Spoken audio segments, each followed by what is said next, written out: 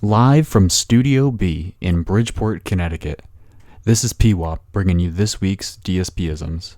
And if you cannot tell, I am fired up for this week because I love this week's list. Typically, we'll nitpick all of DSP's verbal fuck-ups in chronological order from the week before, but this week I've cherry-juiced the list a little bit and added some of my favorites that I've been sitting on for a while now. So without further to-dos, let's get warmed up with the first one, which isn't really a DSPism. It's actually a LARP question that I did, and his response to it really is the whole DSPism. I asked him when he was looking for a new food gimmick goal. I suggested that he try the Thanksgiving turkey leg from Arby's and see if he would try that on stream. And this was the response I was given. Well, I get a Thanksgiving turkey leg from Arby's. No, probably not. Unless we get, listen, this whole hit the goals for a week and then do a reward at the end, like a DSP tries it, is a new thing we're trying. It's worked for 1 week. It looks like it's going to work for week 2. If this continues, then maybe I would, right? Maybe I actually would continue on and try weird things like that. A fast food turkey leg sounds absolutely revolting to me, but maybe it would be all right. I don't know. Let's keep it rolling. Let's keep the support going. Let's keep the streak getting hit, and then we'll go from there, right? Next up, I had been listening to WPIG last week, and there was debate over whether Phil had said groundbreaking news or browned breaking news, and I couldn't find the clip to help us settle this debate. But it occurred to me that groundbreaking news is a really dumb saying, and I don't think I've ever heard it before.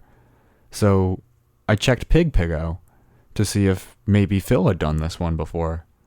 And here you go. But honestly, I've been following PAX all weekend. I've been waiting for some big news to come out of PAX, right? I've been waiting for some gigantic, what's going to happen. And I follow actually a bunch of people who are in the business, who are in the gaming business.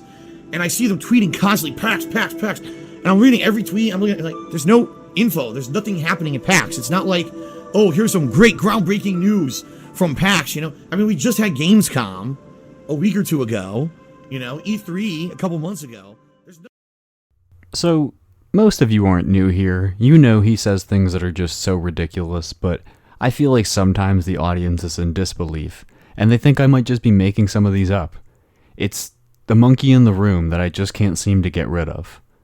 No, it's the monkey on my chest. No. Philip, what's it called? Help me out here. At least that's that elephant is off my back. Yeah, way to go, Phil. Way to stick the landing on that one, too. On the same time that's been happening, I got to admit, I'm felted, because I fucked up the English language a little bit too this week. Let me explain. ALT was talking about something being a whole ball of wax, which is a normal saying, probably, if you were a candle maker in the 18th century. So I misheard ball of wax, and I thought he said a whole bowl of wax, which I'm felted and I think is disgusting. Moving on from that, DSP had an old tweet where he was talking about nostalgia and how he can see things through rose-colored glasses. I'm wondering if he just means pink frames instead of lenses. Phil decided to tell everyone that he cannot play co-op games. It's a whole genre that he misses out on, that he referred to as crew-based games. The excuse for not being able to play Call of Duty with his fans and making a lobby with them was because of a concern that detractors might be able to spoof his email in order to disrupt the lobby. Because if spoofing an email was a thing you could do, that's something that would definitely just be utilized for getting into Call of Duty matches.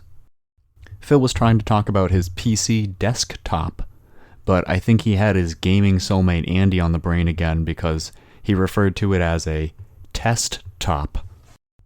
And that's all I have for DSPisms for the week, but there is one more bonus clip that is going to be a thank you to everybody who's been sending me these on Twitter. I was out of town last weekend, so I had a bunch of people tweeting them at me, and sometimes I just control FPWAP in the chat of a WPIG stream, and it takes me right to all the DSPisms. So that's awesome. I never thought I could do that. That's really cool. So this one's for you guys, paying it forward with helping somebody else with their nitpick of DSP. So Steve, you can add this one to your list if it's not there already too. Say the word Keurig again. It's Keurig. Is it Keurig? Keurig? I don't know how to pronounce it. Ah.